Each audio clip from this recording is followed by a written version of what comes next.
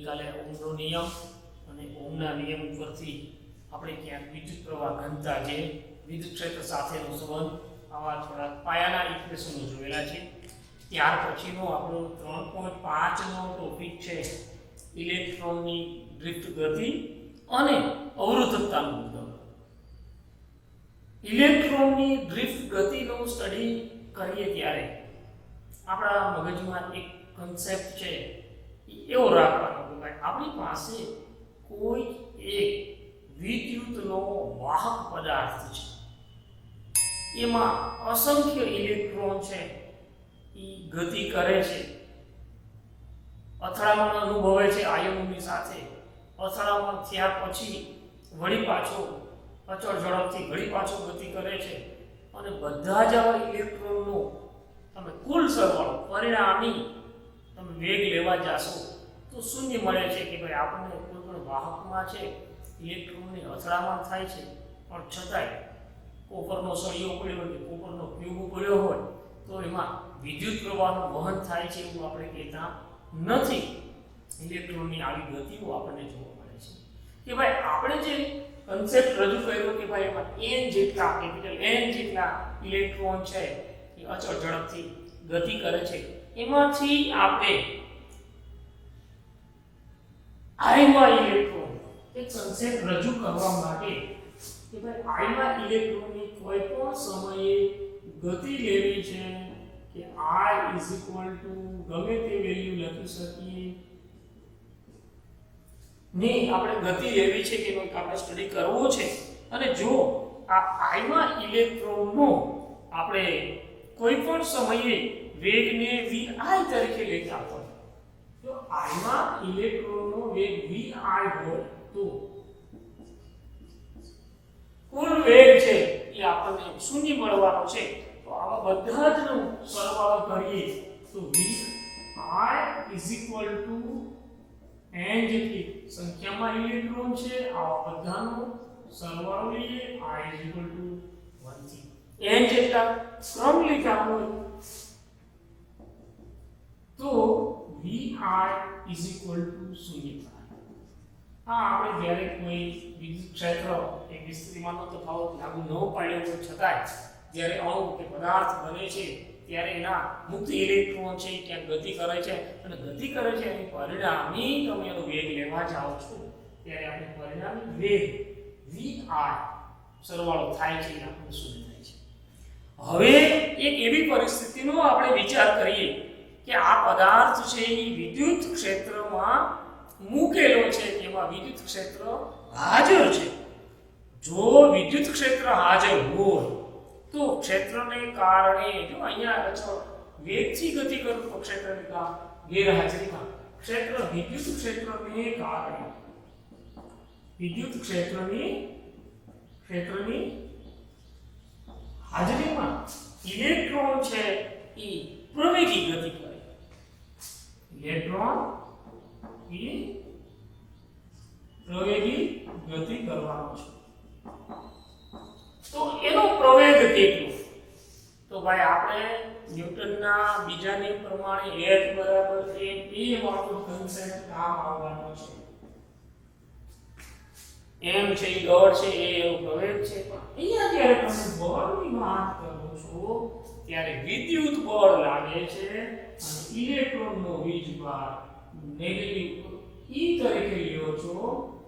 આપણે ડાયપોલના ટોર્કનું સમીકરણ તાર્યું છે ત્યાંય કદાચ તમને q * E માં ઇક્વેશન તમને જોવા મળશે. એવું જ અહીંયા q એટલે વીજભાર, ઇલેક્ટ્રોન ગતિ કરે છે એટલે એને -e ના સ્વરૂપમાં લીધું છે અને E વિદ્યુત ક્ષેત્ર છે. તો આવા સમીકરણ ઉપરથી આપણને એનો પ્રવેગ છે a -e ×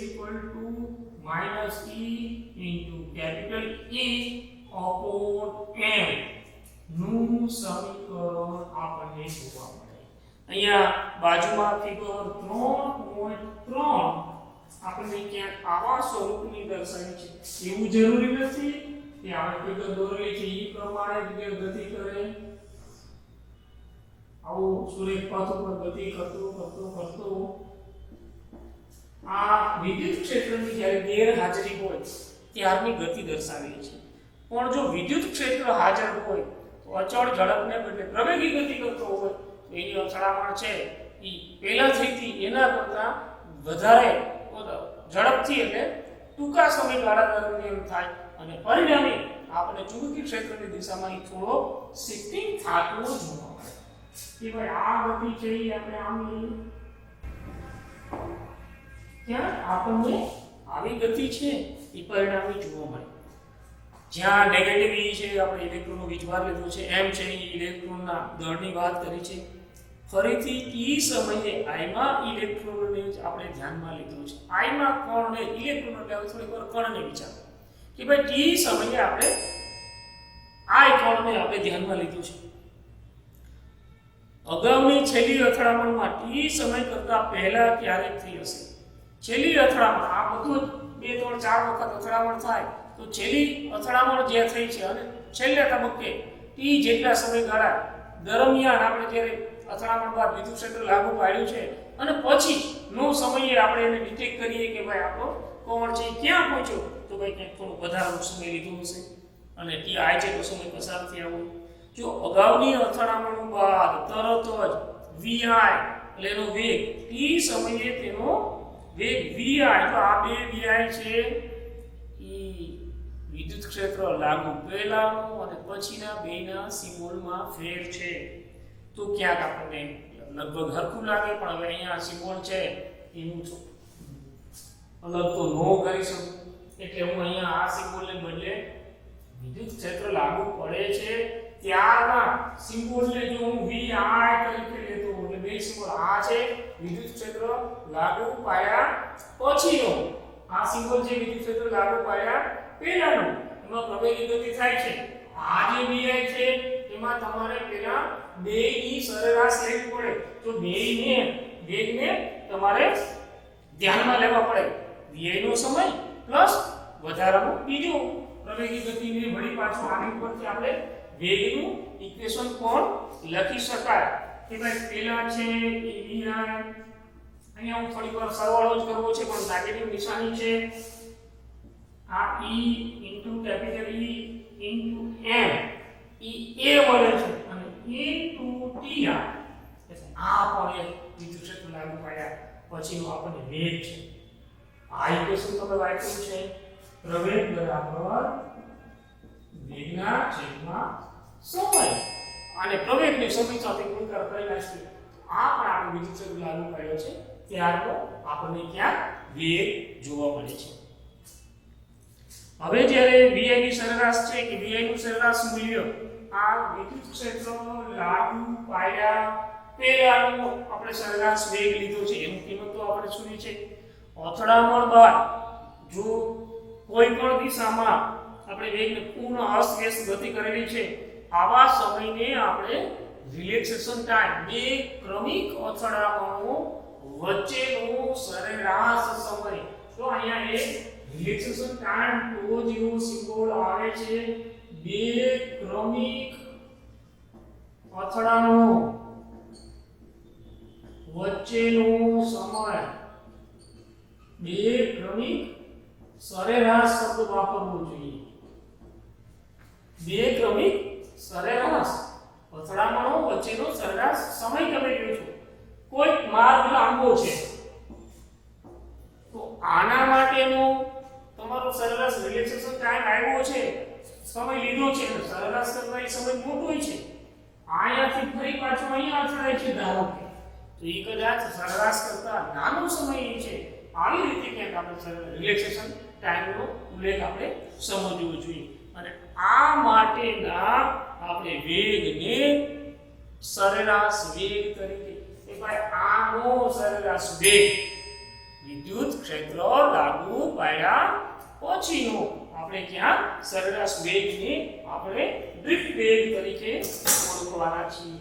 તો આ જ ઇક્વેશનને હવે આપણે એના સરેરાશ વેગ તરીકે લેવું હોય તો આપણને એક ઇક્વેશન આવું જોવા મળે કે ભાઈ ડ્રિફ્ટ વેગ. હવે અહીંયા ડી સ્મોલ પેરામીટર આપ્યો છે એ ડ્રિફ્ટ વેગની વ્યાખ્યાયિત કરવા માટેનો આપ્યો છે કે ભાઈ Vi ની તમારે સરેરાશ લેવી જોઈએ. આ આ vi લખ્યો છે ને એની સરેરાશ લેવાની છે.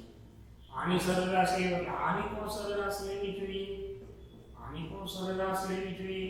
હવે આ નિશાની આગળ ખેંચી લઉં છું e capital E.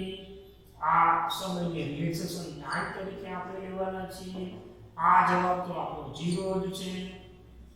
Small e વીજભાર દર્શાવે છે, કેપિટલ E વિદ્યુત ક્ષેત્ર દર્શાવે છે, m એનું દળ દર્શાવે છે અને અહીંયા રિલેક્સેશન ટાઈમ દર્શાવે છે.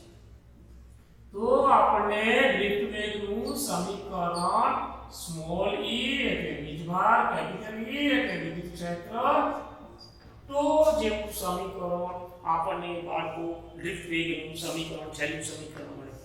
ઇલેક્ટ્રોન પ્રવેગિત હોવા છતાં સમયથી સ્વતંત્ર એવા સરેરાશ વેગથી ગતિ કરે છે એવું ક્યાંક આપણે ડ્રિફ્ટ વેગનું વિધાન કરી શકાય.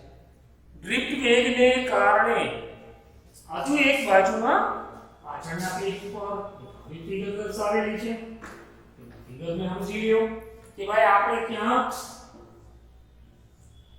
આપણે વાહકનો નળાકાર વિચાર્યો છે અને વિદ્યુત ક્ષેત્ર છે એ ડાબી તરફ જતી દિશામાં દર્શાવેલું છે. તો ભાઈ ઇલેક્ટ્રોન છે એ જમણી તરફની દિશામાં ક્યાંક જતા હશે. જો આ આડછેદનું ક્ષેત્રફળ a હોય તો અહીંયા મારે વેગને વ્યાખ્યાયિત અંતર લેવું છે. ડેલ્ટા h જેટલું અંતર નળાકારનું લેવું હોય તો v ડ્રિફ્ટ વેગ ઇન્ટુ ડેલ્ટા t ના સ્વરૂપમાં લેવું જોઈએ. અંતર છે એ વેગ અને સમયના ગુણાકારના સ્વરૂપમાં આપણને કન્સેપ્ટ ક્લિયર થવો જોઈએ. ડ્રિફ્ટ વેગને કારણે E ને લંબ એવા કોઈ પણ ક્ષેત્રફળમાંથી વળી પાછું ક્યાંક અહીંયા ક્યાંક એક એવું આડછેદ વિચાર. આમ તો ડેલ્ટા x ના આડછેદની કલ્પના કરી છે, છતાં આપણે આ ફિગરમાં સમજીએ કે ભાઈ મારી પાસે વિદ્યુત ક્ષેત્રને લંબ કોઈ એક આડછેદનું ક્ષેત્રફળ છે. આ આડછેદના ક્ષેત્રફળ છે સુવાહકના અંદરમાં એક સમતલીય ક્ષેત્રફળ.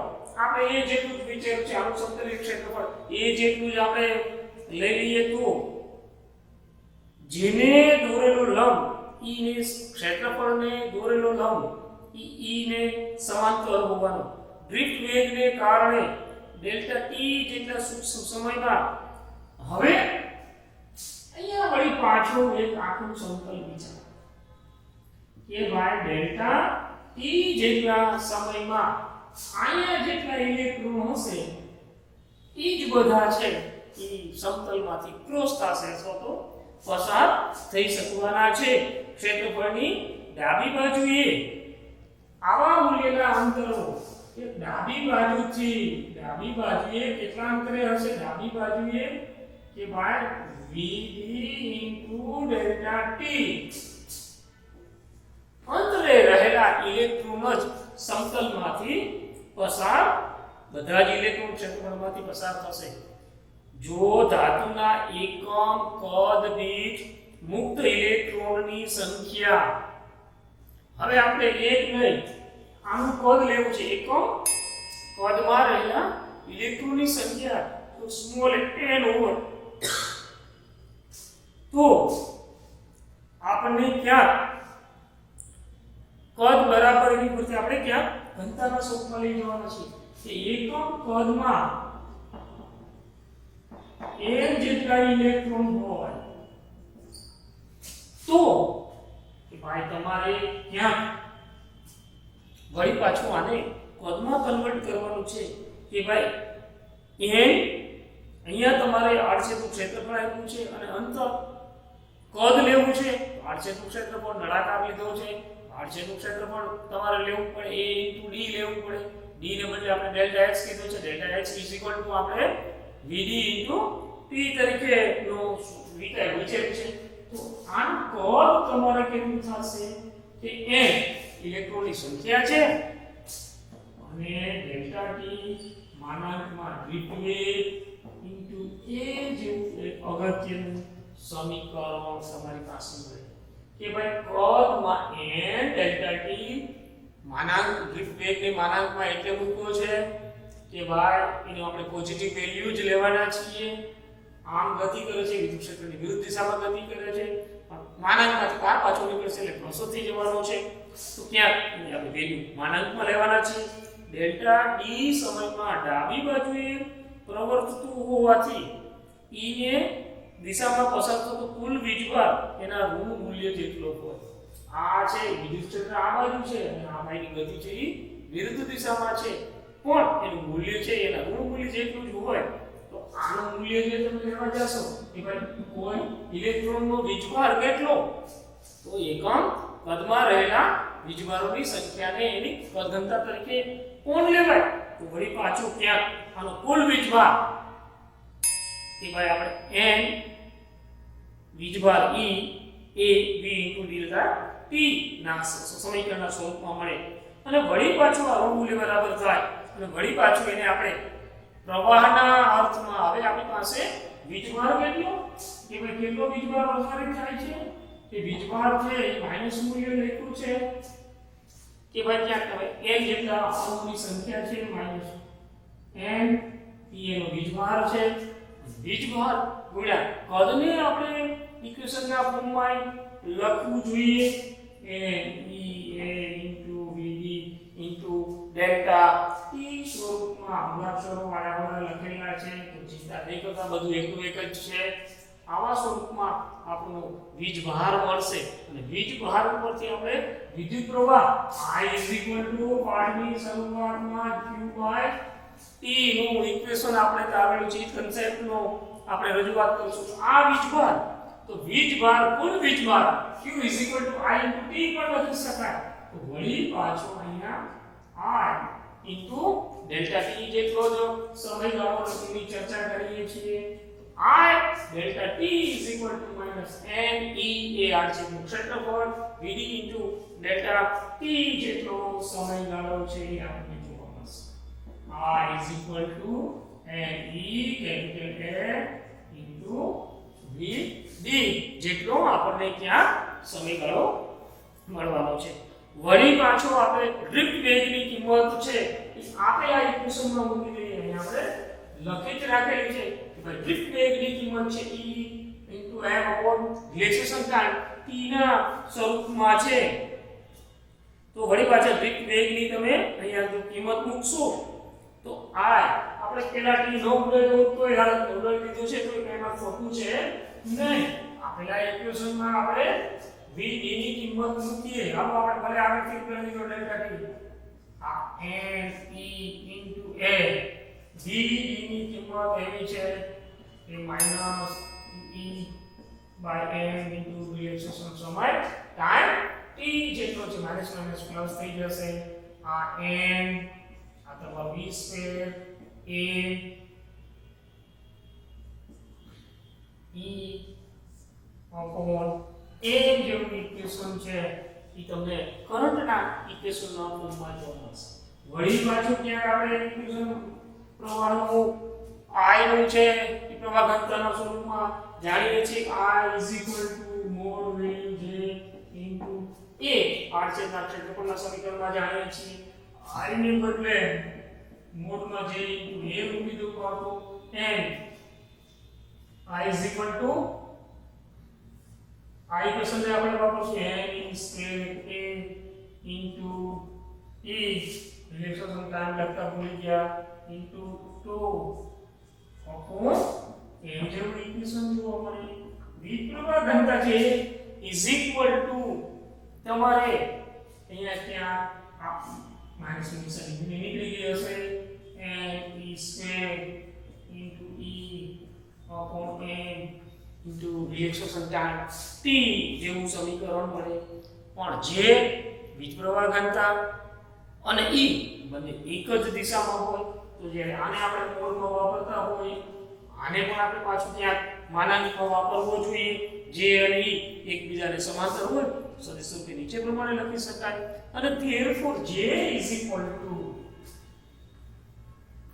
હવે J v પ્રવાહ ઘનતા J તમે આવા સ્વરૂપમાં ઇક્વેશન આ સદિશ સ્વરૂપ આપ્યું છે J ne સ્ક્વેર ઇલેક્ટ્રોનનો વીજભારનો સ્ક્વેર લેવાનો છે ઇન્ટુ m e ના સ્વરૂપમાં ક્યાંક આપણને ઇક્વેશન જોવા મળે છે જ્યારે આપણે છેલ્લું સમીકરણ છે કે J બરાબર ne square upon m relaxation time t into e વળી પાછું આપણે આગળનું ઇક્વેશન છે 3.13 સાથેની સરખામણી J 3.13 નું ઇક્વેશન આવું છે J આ સમીકરણ સાથે આ સમીકરણને આપણે સરખાવવાના છે J સિગ્મા ઇન્ટુ e બરાબર આ સમીકરણ છે એ 3.13 માં ક્યાં કાઢ્યા છે એ આપણે પ્રવાહ ઘનતાની તૈયારી વિશે એમાં આવી ગયું છે તો સિગ્મા બરાબર શું થશે n square upon a into તો જેવું સમીકરણ જે સિગ્મા છે એને આપણે ક્યાં આપણે